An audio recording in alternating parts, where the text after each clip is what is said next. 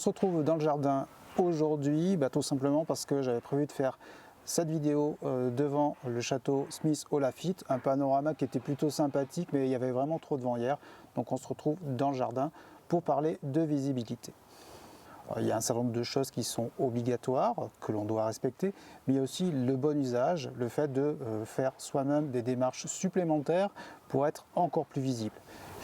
Quand on parle de visibilité ou même de n'importe quel prérequis ou règle qui est défini dans le code de la route, on a ce qui est obligatoire et que l'on doit appliquer forcément, et puis tout ce qu'on peut faire à côté pour augmenter un dispositif ou renforcer un objectif qui est poursuivi par tel ou tel article. Aujourd'hui, en parlant de visibilité, on va donc s'attacher à ce qui est d'un côté obligatoire, mais sans exclure tous les autres équipements qui pourraient améliorer votre visibilité. Lorsqu'on s'intéresse au code de la route, il y a une mention qui est importante dans les différents équipements de visibilité du cycliste et qui sont listés dans les articles qui sont en général communiqués aux usagers. Attention, on verra un petit peu plus loin que ce n'est pas aussi simple que ça. Donc on retrouve dans ces articles-là, lorsqu'on se déplace en dehors des agglomérations, la présence d'un gilet haute visibilité. Dans l'esprit collectif, le gilet haute visibilité, c'est ça, c'est ce gilet de type chasuble que l'on va retrouver dans n'importe quel véhicule et qui est aujourd'hui obligatoire dans certaines conditions pour le cycliste. Alors la première chose, on va remonter un peu à l'origine du gilet de haute visibilité. Ce sont des équipements de protection individuelle tels qu'ils sont régis dans le Code du travail. C'est le point de départ de tous les équipements et de beaucoup d'équipements qu'on va retrouver dans la réglementation qui couvre le code de la route. Ces normes ont été élaborées pour assurer la meilleure sécurité des gens qui exécutent leur profession au quotidien. Et c'est sur la base de ces normes-là qu'on va retrouver un certain nombre d'équipements et de normes qui s'appliquent au code de la route. Comme toujours, on a une déclinaison qui s'effectue pour un usage non professionnel. Et c'est la raison pour laquelle est apparue la norme EN 1150, alors qu'on retrouve sur ce petit blason que j'ai détaché de la veste que l'on va tester aujourd'hui, qui est la déclinaison pour les particuliers des normes industrielles liées au gilet de haute visibilité. Derrière gilet de haute visibilité, on a un certain nombre de prérequis qui définissent les objectifs qui sont poursuivis par ce type d'équipement et puis les normes minimales pour faire en sorte que ce gilet soit conforme à la réglementation française. Cette norme va définir un certain nombre de classifications des équipements avec à chaque fois un certain nombre de caractéristiques qui sont en général la couverture des équipements réfléchissants. Alors la norme EN 1150 est la déclinaison des normes industrielles qui ont été réalisées en premier lieu pour faire en sorte que ces équipements soient adaptables aux enfants. Le fait d'avoir des équipements qui pouvaient être portés par des enfants obligeait la norme industrielle à évoluer, en tout cas à ne plus garantir et respecter un certain nombre de règles qui étaient précisées dans ces normes-là, et notamment la couverture totale de la personne et puis les zones réfléchissantes. Donc c'est la raison pour laquelle la norme EN 1150 est apparue et s'applique désormais à tous les usagers non professionnels, typiquement les automobilistes et puis les cyclistes et cyclomotoristes. Je lis beaucoup de choses sur un certain nombre d'articles et même de vidéos au sujet des équipements de visibilité. Il faut vraiment bien creuser tous les articles qui sont liés au code de la route. Le code de la route définit un certain nombre d'articles réglementaires, mais qui sont très basiques. Il faut aller regarder les ordonnances et les différents règlements qui sont associés. Souvent, on a des règlements bien spécifiques à telle ou telle catégorie. Lorsqu'on parle des équipements de visibilité, on a vraiment un certain nombre de règlements bien particuliers et des normes associées. Il faut vraiment aller creuser derrière ces informations-là pour pouvoir avoir la garantie que les équipements que l'on a sont bien conformes. Alors c'est la raison pour laquelle aujourd'hui, avant de présenter cette veste-là, je fais ce petit laïus pour déjà démêler le vrai du faux. Donc bien entendu, le gilet haute visibilité tel que vous l'avez dans un véhicule, vous pouvez le porter à vélo, c'est la base. En tout cas, c'est le matériel qui est précisé clairement et explicitement dans les articles du Code de la route. Je vous mets la référence de l'article juste à côté. À côté de cela, on a vu un certain nombre de déclinaisons voir apparaître. On a des harnais comme celui-là qui permettent d'installer une zone réfléchissante, quelle que soit la période de la journée, que ce soit la nuit ou le jour, que l'on soit en route extra-urbaine ou en milieu urbain, et d'avoir ces réflexions qui sont utiles pour la vitesse du cycliste. Attention, ces équipements ne sont pas toujours conformes à la norme EN 1150, donc il faut vraiment faire attention. Bien entendu, c'est un bénéfice pour vous, lorsque vous vous déplacez, vous êtes plus visible. En agglomération, il n'y a pas de souci. En extra-urbain, il faudra vraiment s'assurer que l'équipement est homologué, surtout si vous veniez à avoir un accident, faute d'avoir été visible. S'il est avéré que votre équipement n'était pas conforme, la partie adverse pourrait avoir des choses à dire en votre défaveur. Donc faites bien attention à ça.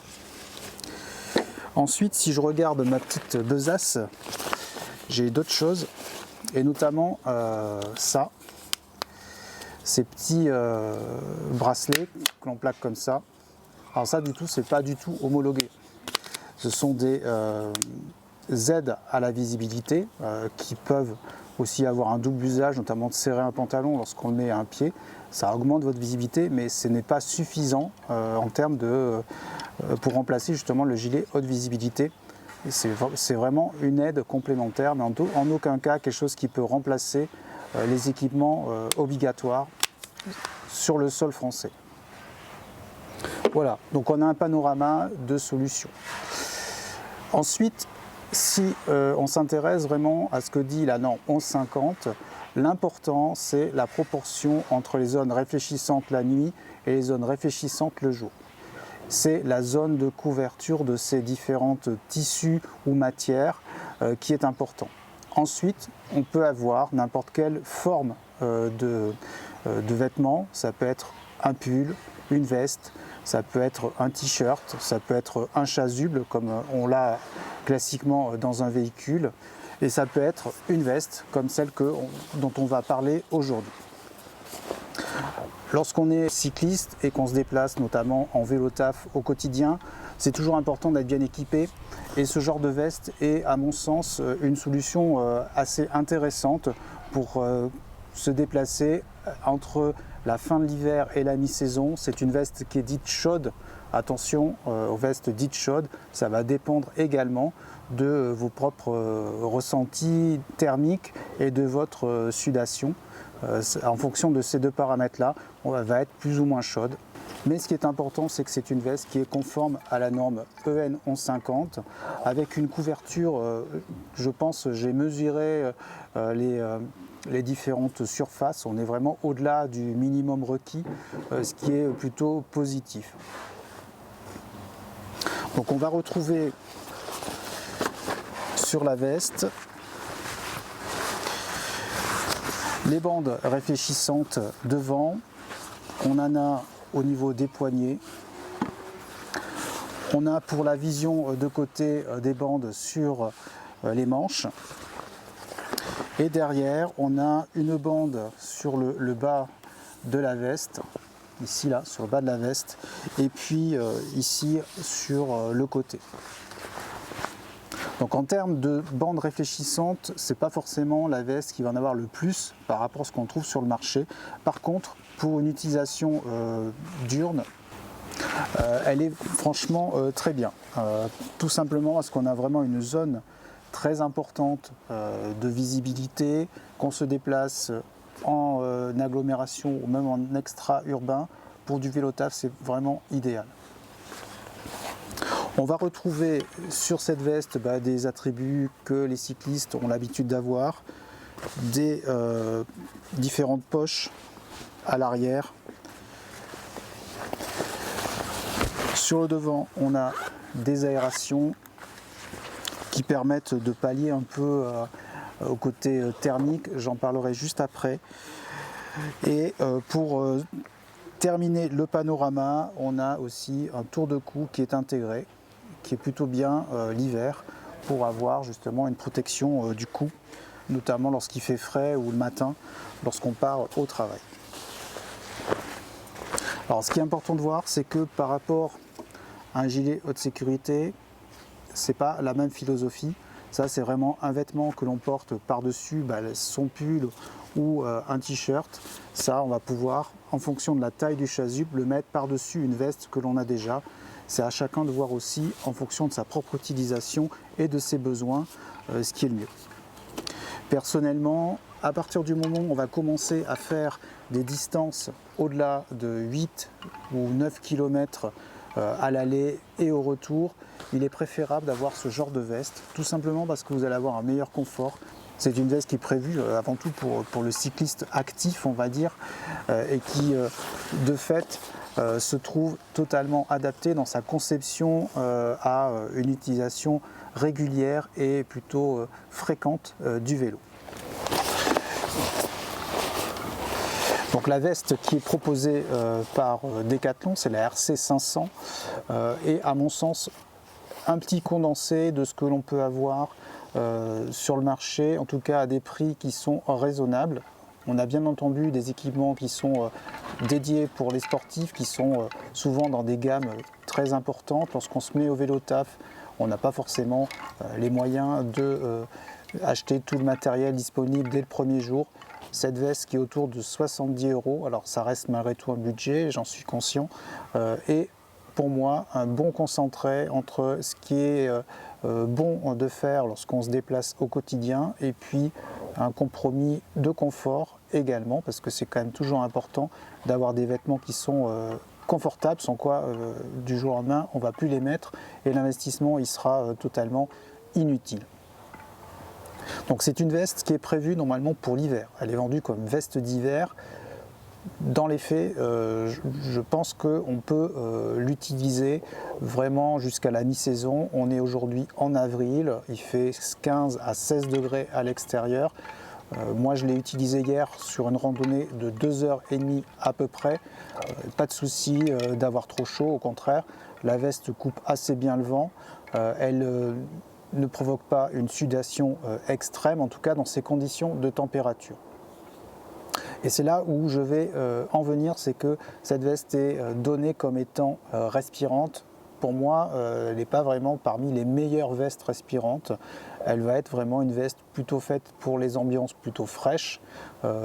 L'hiver, moi je l'ai utilisée sans trop de difficulté, mais les gens qui seront frileux pourront considérer que cette veste n'est pas assez chaude pour couvrir des températures qui sont autour de 2-3 degrés.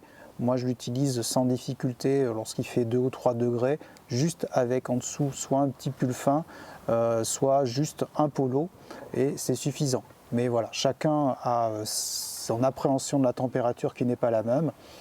Il faudra juste faire attention à ça. Donc ça veut dire aussi qu'en fonction de votre sensibilité au froid, la taille du vêtement que vous allez acheter va avoir son importance.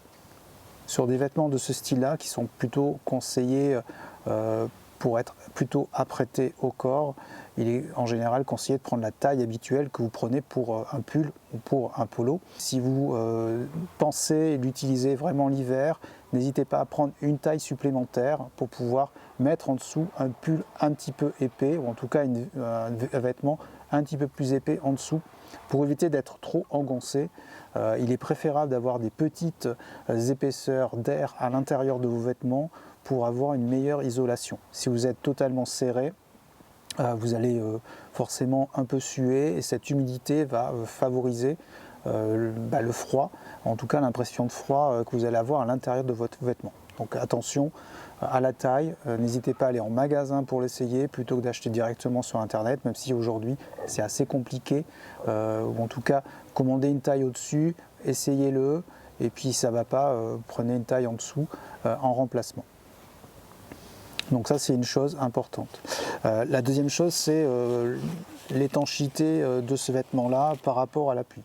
Alors là aussi, ce n'est pas une veste qui est étanche, ça veut dire que s'il pleut vraiment de manière importante, votre veste elle va pas ruisseler l'humidité, il faudra avoir un vêtement supplémentaire ou en remplacement de cette veste-là. Donc elle va supporter une petite bruine légère mais pendant quelques minutes. Par contre, si vous voulez l'utiliser pendant 1 heure de trajet avec une pluie vraiment averse, ce vêtement ne va pas être adapté. En tout cas, c'est l'expérience que j'en ai. J'ai testé à un moment donné où il pleuvait vraiment pas mal. La veste arrive vraiment à sa limite d'absorption de l'humidité. Alors pour résumer, ce vêtement en termes de taille, il est à peu près conforme aux mensurations classiques de la marque. On n'a pas de différence particulière. Le vêtement est un petit peu serré si vous prenez votre taille habituelle, mais ça c'est normal. Les vêtements de cyclisme en général sont plutôt près du corps.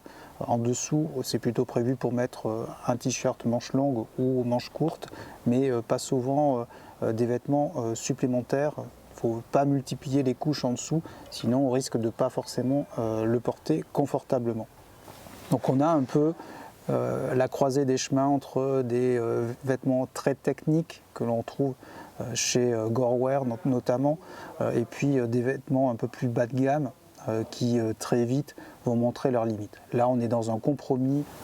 Alors ce type de vêtement lors d'une pratique d'un vélo-taf, donc déplacement domicile-travail du quotidien, est vraiment un vêtement qui est idéal. Vous l'avez vu, en termes de tarifs, c'est reste encore assez acceptable. Là, ici, on est vraiment dans un équipement de milieu de gamme et qui reste suffisant. Si vous choisissez bien vos sorties, si vous choisissez bien les vêtements que vous mettez en dessous, en tout cas, pour une utilisation quotidienne assez courte, de l'ordre de 30 à 45 minutes par trajet, vous allez trouver un vêtement qui pourra vous satisfaire, en tout cas, vous rendre bien des services. Voilà pour cette présentation. Moi, je vous dis simplement à bientôt pour de prochaines vidéos sur la chaîne. Ciao les amis!